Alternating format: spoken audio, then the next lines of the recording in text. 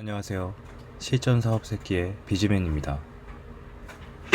여러분 혹시 의류 사업을 생각하고 계신가요? 많은 분들이 도전하는 사업 아이템이 바로 의류, 패션이죠. 우리는 의류를 통해 성공한 인물의 뉴스도 많이 봐왔습니다. 예를 들면 스타일란다의 스토리처럼요. 전설로 남은 스타일란다의 스토리처럼 우리도 성공을 할 수 있을 것이라 믿습니다. 왜 갑자기 이놈이 의류 얘기를 하는 걸까? 라고 생각을 하실 수도 있는데요.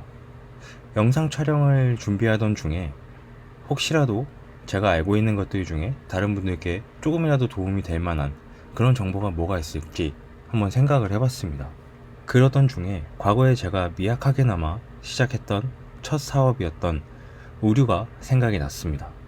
그리고 그 의류 사업을 2년가량 운영하면서 쌓아왔던 팁들을 한번 공유를 해보는 영상을 촬영을 하면 어떨까라는 생각을 해서 제작을 하게 됐습니다. 그럼 한번 시작을 해보도록 하겠습니다. 일단 동대문은 우리나라 최대의 도매 시장이자 하루하루 엄청난 양의 거래가 이루어지고 있는 가장 프로페셔널한 시장입니다. 그만큼 트렌드의 변화도 굉장히 빠르죠. 의류 사업을 시작하려면 일단 동대문 도매 시장을 모르면 절대 안 됩니다. 대부분 동대문 남성몰은 20시부터 시작이 되고요. 여성몰은 24시부터 시작이 된다고 보시면 됩니다. 그리고 새벽 내내 시장은 정말 활발하게 돌아갑니다. 땀과 열정이 모여있는 곳입니다. 여기에서 저희는 그 수많은 도매 상가들 중에서 자신에게 맞는 스타일의 의류를 취사 선택을 해야 됩니다. 하지만 동대문 도매시장에 처음 가보시면 아시겠지만 솔직히 약간 위축됩니다. 왜냐하면 처음에는 이제 응대해주시는 도매상가 사장님 또는 점원분들께 어떻게 말을 걸어야 할지 굉장히 난감해요. 옷은 많이 걸려있는데 이거를 일반 저희가 소비자의 입장에서 피팅룸에 들어가서 입어보고 그렇게 확인을 할 수가 없는 환경이기 때문에 그 옷에 대해서 확신이 조금 떨어질 수밖에 없습니다. 그리고 그 도매 상가에서 과연 나에게 나의 뭘 보고 물건을 내어줄지 그런 것도 이제 의문점이 되겠죠. 의류 사업을 시작하시는 분들 대부분이 다 불안한 마음으로 시작을 합니다. 이제 물론 동대문은 분명히 우리에게 기회를 열어주는 곳이 될 겁니다. 하지만 아무런 구상 없이 찾아가신다면 명확한 스타일 없이 중구난방의 스타일로 의류를 구매하시게 될 겁니다. 왜냐하면 정말 엄청나게 많은 매장들이 진짜 매력적인 의류들을 판매를 하고 있거든요. 저는 과거에 의류 사업을 했을 때 남성 클래식 의류로 수트나 이런 셔츠, 그런 심플한 디자인의 옷들을 찾아내기 위해서 엄청나게 발품을 팔면서 노력을 했고 특정 상가를 광고할 의도는 없었지만 제 스타일에 가장 맞는 상가들이 모여있는 건물은 벨포스트라는 건물이었습니다. 일단 동대문에 찾아가시기 전에 반드시 하셔야 될 건 자신이 롤모델로 삼을 만한 사이트를 여러 군데 선택을 하신 다음에 거기에 올라와 있는 스타일들을 충분하게 공부를 하셔야 된다는 겁니다. 명확한 스타일이 정해졌다면 스타일을 머릿속에 상기를 시키시면서 도매상가를 돌면서 자신에게 맞는 스타일을 찾는 일을 해야 됩니다. 들어가자마자 발견을 하면 정말 좋겠지만 대부분 그러지는 못하실 거예요. 왜냐하면 진짜 정말 엄청나게 매장이 많거든요. 일단 한 가지 팁을 드리자면 많이 걸으실 걸 각오를 하시고 일단 눈에 들어오는 아이템들을 쭉 돌아보면서 스캔을 하시는 게 좋습니다. 괜찮은 옷은 꼭 상가 직원분들께 가서 가격이나 깔, 진행 기간 등 기본적인 정보들을 물어보시고 적어두시는 게 좋아요. 너무 많은 매장을 보면은 제가 어디서 뭘 봤는지 기억이 전혀 안 나거든요. 또 다른 팁 하나는 반드시 구매 예산을 정하신 뒤에 방문을 하라는 겁니다. 만약에 진행할 의류가 제가 이번에는 3벌 정도를 진행을 하고 싶었어요. 근데 동대문 시장을 다 돌고 나와서 제 자신을 보면 봉지를 막 10대 벌을 들고 있는 경우가 허다합니다. 자신이 정해놓은 상한선을 긋지 않고 갔기 때문에 발생되는 일이에요. 반드시 구매 예정 금액을 꼭 정하시고 현금으로 인출하셔서 가시기 바랍니다. 거의 무조건 현금 거래거든요.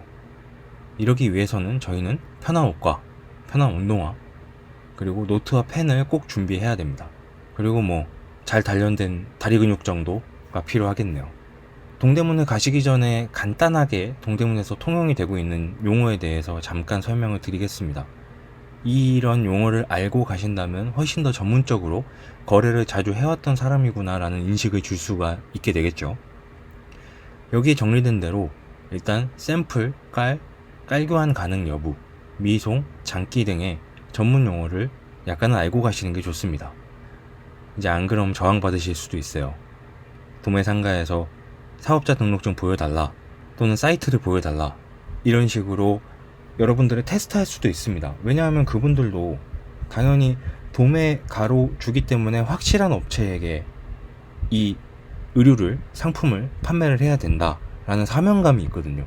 그렇기 때문에 그분들도 분명히 여러분들을 테스트할 겁니다. 그리고 또 한 가지 명심하셔야 될 거는, 동대문을 찾는 저희는 구매자입니다. 사입을 하는 사람으로서 당당하게 가서 물어보세요. 동대문 도매상가에 계신 분들은 정말 착하십니다. 매너 있게 여쭤보시면 매너 있게 답변을 해 주실 겁니다. 동대문 도매상가의 대략적인 위치인데요. 저는 항상 남성 의류를 했기 때문에 항상 저녁 8시경에 성동공고라는 곳에 가서, 거기에 지하에 공영주차장이 있거든요. 거기에서 주차를 하고 탐색전을 떠났습니다. 8시경에 성동공고를 가면은 굉장히 한산해요. 근데 자정 이후로는 여성물이 오픈을 하기 때문에 차를 주차하지 못하고 이렇게 뺑뺑 도시는 경우가 발생이 될 수도 있어요. 그렇기 때문에 성동공고에 주차하실 분들은 조금 일찍 가셔서 먼저 오픈하기 전에 매장들을 한번 둘러보시는 걸 추천을 드리고요. 또 한 가지, 근래에 저는 이제 DDP 플라자 내부에 주차장을 이용을 하기도 하는데요.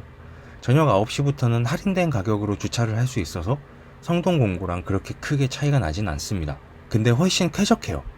주차하는 면의 넓이가 성동공고보다 훨씬 큽니다. 그래서 저는 DDP 플라자에 주차를 하고 이제 지하 2층에 출입을 할 수 있는 출입구가 있으니까 이거를 반드시 인지하시고 가시는 게 좋을 것 같습니다. 간략하게나마 제가 알고 있는 정말 미약하지만 팁을 공유를 한번 해봤습니다. 동대문의 의류를 떼러 가시는 분들은 아마 긴장이 되실 거예요. 처음 가시면. 근데 긴장하지 마시고, 우리는 구매자의 입장으로 가는 것이기 때문에 절대로 쫄지 마세요. 쪼실 필요가 없습니다. 가셔서 당당하게 내가 원하고 내 눈에 예뻐 보이는 아이템을 선택을 하시고 그걸 명확하게 물어보십시오. 이 영상을 통해서 정말 조금이라도 여러분들께 도움이 됐기를 간절히 바라봅니다. 이제 다음 편에서는 본격적으로 동대문 도매상가를 한번 파악을 해볼 예정입니다. 그 대상은 평화시장 시리즈, 남평화, 청평화, 제일평화, 이런 평화시장들이 될 거고요. 거기에 플러스로 뉴존을 한번 알아보려고 합니다. 본격적으로 제가 사업을 하면서 유튜브를 하기 전에 이제 만들어지는 테스트 영상들이지만, 정말 혹시라도 봐주시는 분들이 계신다면 정말 너무 감사드린다는 말씀을 꼭 전해드리고 싶습니다. 정말 감사합니다. 그럼 우리 대표님들 오늘도 번창하세요.